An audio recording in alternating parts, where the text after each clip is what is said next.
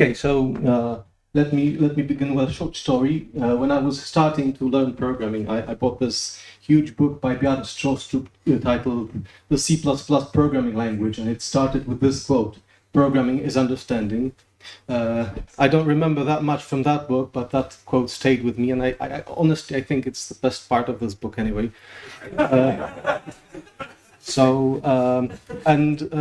This is in tension to another idea that programming is something which is probably more widespread. That it's programming that's usually something that requires a lot of effort to understand. But this the seeming contradiction, I think it resolves itself when we realize that programming is actually a complex phenomenon, and that we can use programming in order to explain programming. And to give you an example, here's I don't know if it's visible, but here's sorry.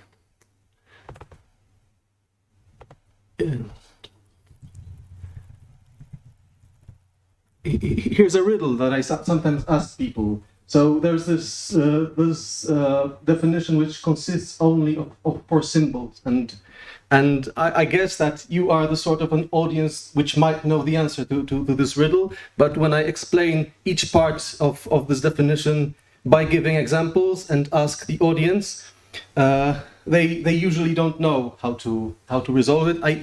And I think this is obligatory since we are in the Netherlands, I even give the same riddle in Python, and it's still quite puzzling. And when I give an example for specific input and specific output, this function usually becomes obvious to everyone.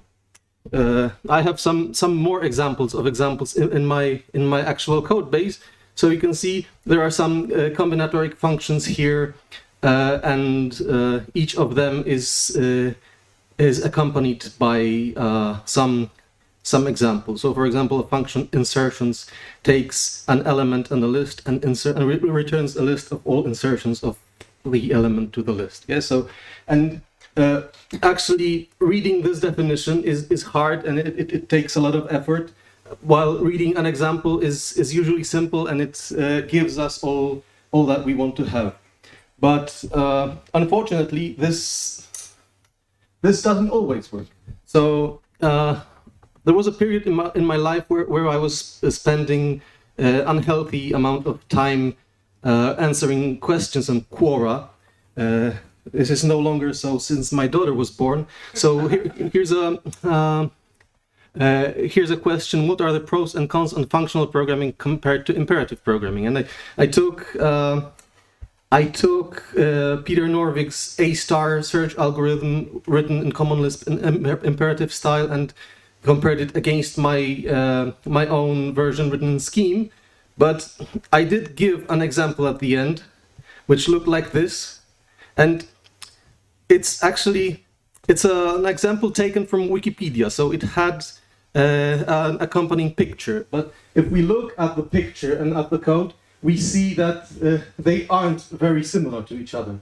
So this is some text, and this is some graphics or actually animation. And the question is, why can't we have things like that directly in our code? So I started fiddling, and around 2019, I guess, I wrote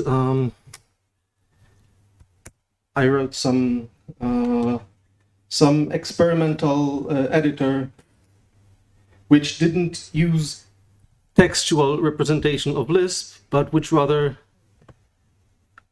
hold on, let me just show you. Okay, so this is actually the first demo, and here you can see there's the obligatory definition of the factorial function. And here below we see an example of a graph. So I'll just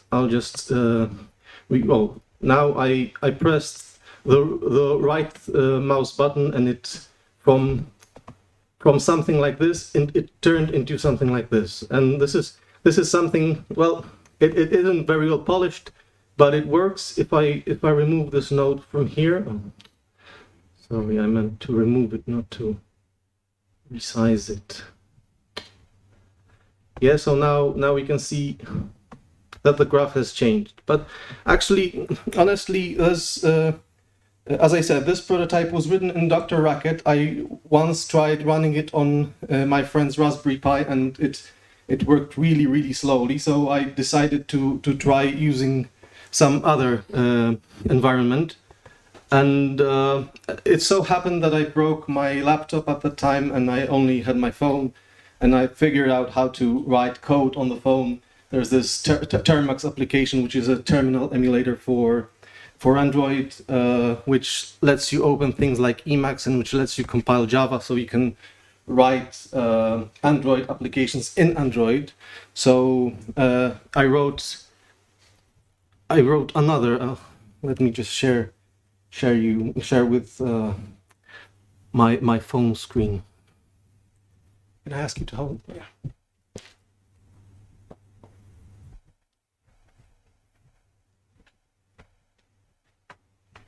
Okay. So this now is visible. So when you open Grasp, it shows you a sort of white piece of paper, and if you start touching it, the lines should appear. But if you single touch the screen, the line disappears. So don't worry. However, there are particular shapes that it is able to recognize. So if you draw a box, it turns into something akin to a pair of parentheses. Nudge, nudge, wink, wink. And so if you draw this underscore symbol, it prompts you to create an atom. Yes, so you use the left parent to move the expression around and use the right parent to resize it. You simply drag the atoms if you want to have them moved elsewhere, and you can double click on them to make a copy. And this also works with the expressions. You can evaluate expressions by drawing a wedge on them, and of course, adding 2 and 2 is never fun, so we are going to define a factorial function just to show how it feels. Oh, it didn't match. So factorial of n. If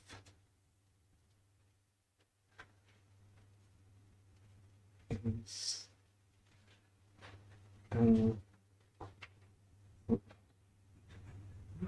less than or equal to 1,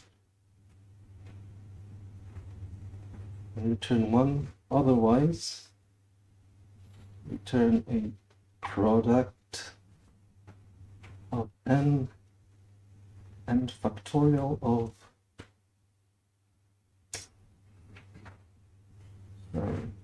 n minus 1. As you can see, it doesn't look very, very nice, but you can grab the left parent and shake the phone, so then it indents.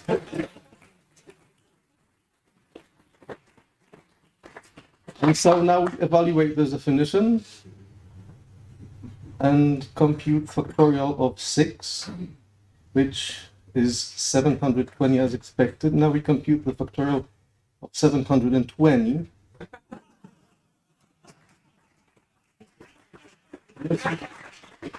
Yeah, it gives you a new perspective on numbers.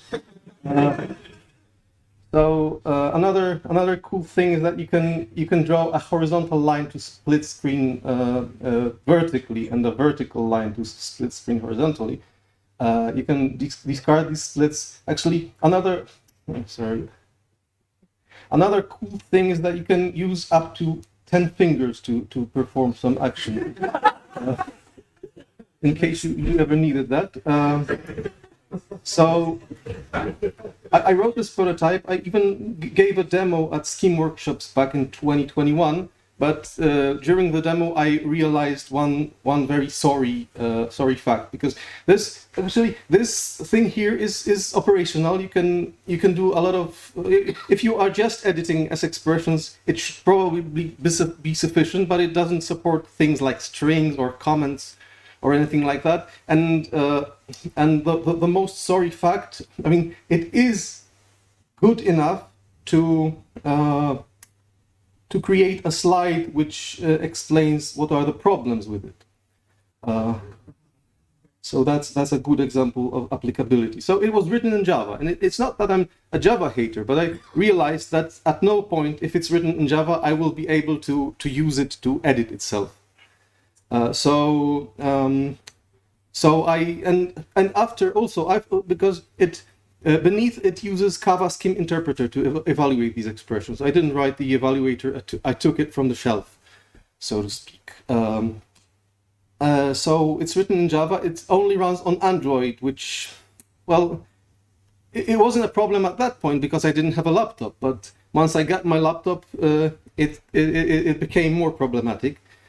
Also, after I included Kava into the build process, the build time skyrocketed, because previously the development cycle looked like this: that I was writing some code, doing some changes, that then it took about 10 seconds to recompile. Then I switched to the Android menu to install it, and then I could test it. And it wasn't very long development cycle. It was kind of okay, but after including Kava, it took, I don't know, a few minutes to build. So this was no longer acceptable. It also contained, I didn't show you this, but it contains bugs, and it also contains no tests, and it didn't feature any keyboards. I mean, keyboard support is limited to editing atoms. So I don't have things like keyboard navigation, cursor and stuff. And it also didn't have the undo feature, and it was really hard to retrofit on this code base, which wasn't like designed from the beginning and didn't have tests. So one thing I didn't show you is that I have two orientations, and they are separately maintained. So if I make screen splits on one, they are saved, but this is a different desktop from the vertical one. I started rewriting this code in Kava scheme. The prototype exists. It supports 3 types of expressions that you have in scheme. So these on the top, these here are block comments. These are line comments. So these are what begins with hash stroke, I think. And this is these are the ones that begin with a semicolon. And also here are sort of commented out expressions. So if you in scheme, if you write hash semicolon, it comments out the next expression for you. It doesn't have these neat features like file loading or saving or scrolling, and it has a lot of bugs. But some things work in here. But this isn't the reason I wanted to show you. Actually, we are now going to dive into some implementation details. The good news is that it also works on the PC. So it's written in Kava scheme, and if you have a JVM runtime, you should be able to run it. So I will first start because at some point when I was considering a rewrite, I was thinking, is there any environment that where I could execute the same code on my phone and on my laptop? And it turned out that Terminal is such an environment. So I started writing these tests, which I think look magnificent. Test. Maybe I'll open it in Emacs, so we'll have syntax highlighting.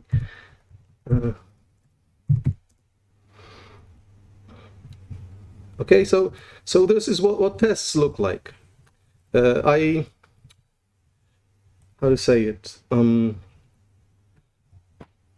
Maybe I'll just show you another test. Test painter. Okay, so this isn't the part you were supposed to be seeing.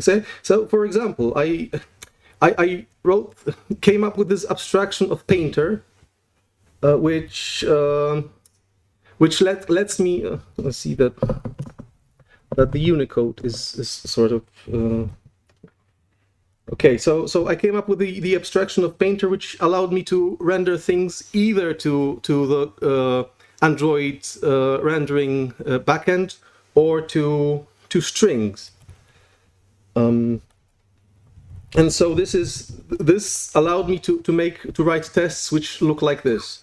So here I also introduced the abstraction of cursor, which is in this example is a path from within following expressions counting from right. So maybe I think that this test here says cursors always end with 1 because a document is additionally nested. So it says that the cursor is placed in the first expression. So we are counting it like this: that 0th position is the space preceding the defined symbol. The first element is the defined symbol, and the second index would be 2. So 1 means that we are in the first. The cursor is at the first element of this enclosing expression, and 6 means that the next nesting of the cursor is at 6th index. So it's right over here. Okay. So but once I wrote this this text backend. It turned out that I'm not really far from having a terminal version of Grasp.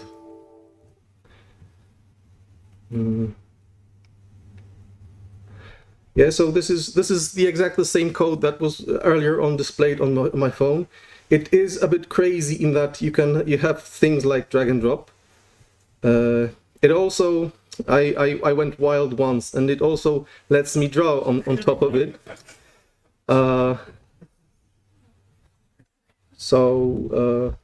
Yeah, I also have the desktop version, which uses Java's AWT library for rendering, and so just to show you, I can move the cursor around here. Moving up and down also works, but it's kind of a kludge at this moment. So I'll maybe delete some of the stuff here to see, because it's an editor. It's full of bugs, but it sometimes works.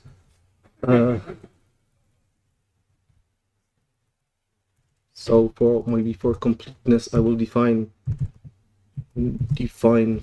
factorial of n. Yeah, so if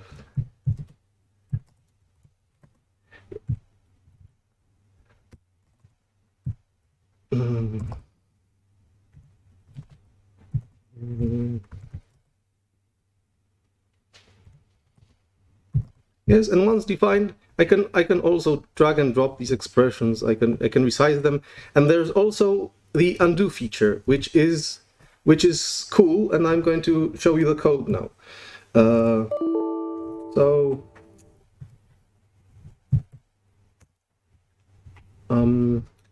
So there is Java is a pretty specific environment because it blends the pure semantics of Scheme with the down-to-earth semantics of Java, and it provides access. Java provides good interoperability with Java, and it also provides its type system, so you can define classes. And here, this is actually a macro that I defined because it isn't available by default in Java, but I think it should be clear to you what it does. It says it defines an interface called edit, which has these two methods. Apply, which takes a pair and returns a cursor, which is actually a list, and inverse, which returns a thing of the edit type. Yeah, so the trivial implementation of this interface is no edit, which does nothing, but there are more interesting implementations, more interesting operations. So I have operations such as remove element at cursor with a given shift, and this shift is actually an internal detail that is needed to preserve correctness with regard to white space. And the inverse of the remove operation is an insert operation, unsurprisingly. And also there's an insert operation. And so there is a number of operations. And I think because Grasp internally, it maintains, if you're familiar with, I think it's called div tree mode in Emacs. So it maintains its history in a similar way. So there is just performing an operation is just consync to the front of the list, but there are all the previous heads of the list that were accessible are also accessible. Maybe it's hard to explain this right now. So there is a number of and one more thing I didn't show you yet. I also had this another front end which uses plain string rendering, and it features this extension mechanism. So the first prototype displayed this graph, and here I have a button. So if I press tab, this button, this S expression that begins with a simple button, it gets evaluated and inserted into editor, and it tempts to be pressed. So, and if we press it, then the message is actually displayed. Yeah. So I don't know. I guess that's all I had to say. So if there are any questions, I'll be good to answer.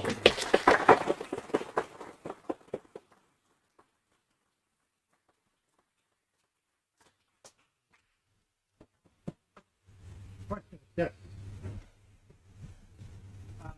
You've shown a number of nice backend, so I was wondering if you're planning any Emacs integration, as I think it would be great to have it in the original efficiency. Well, I at some point I was So the question was whether I plan to have an Emacs front end, so that Grasp would be used from within Emacs, and my answer is that unfortunately I don't think I have time for this, and I don't think I know Emacs well enough, but I would be happy if someone came in and did that. More questions? Yes. First of all, a short wish, please release that on Android for us others to use. And the question is, are you thinking about using handcuffs in the VR interface? Okay, so the question was about a VR interface to this, and also a request to release this on Android. So when it comes to, I will first address the request. Okay, so all the code is available on GitHub. I don't have APK builds, so you cannot install them for this new prototype, because it's too unpolished to be actually useful. On the other hand, the previous prototype, the one written in Java, the APK files are included in the GitHub repository, so they can just be downloaded. Of course, if you want to trust code or applications from untrusted sources, but you can also build everything from the source. And regarding the VR,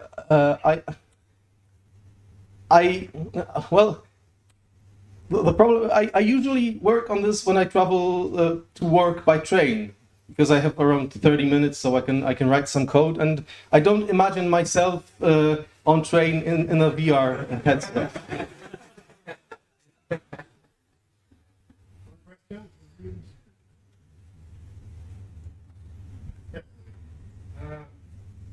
this be made to convince, for instance, kids to explore programming? Because it's very similar to some systems I've seen, but most work with diagrams, fluxograms, or by joining expressions like in blocks. But this one has the interesting part of drawing.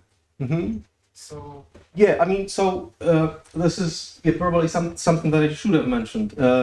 Is that as you notice, there is this gesture drawing interface. So the ultimate vision is to have different modes, sort of like in Emacs, where you can draw things and they are interpreted depending on this mode. Yes, and also I would like to have, because currently the number of gestures is fixed and is pretty fine by me because I just hard coded them. But I think it would be lovely to have to be able to teach the editor new gestures and name them. And this is something that I would like to have, but well, I hope that there is someone who has already done sort of similar job, so that I wouldn't have to implement that myself. But also because this is an S expression editor, but a big point of it is to be able to draw custom graphics.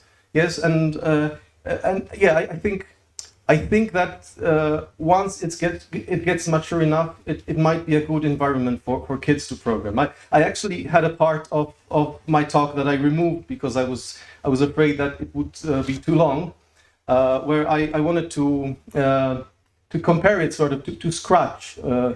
Yes, because well, the thing is with Scratch is that because I think that the power of this tool is that it is a general purpose S expression editor. Yes, we can use S expressions not only to express our code, but also to encode our data.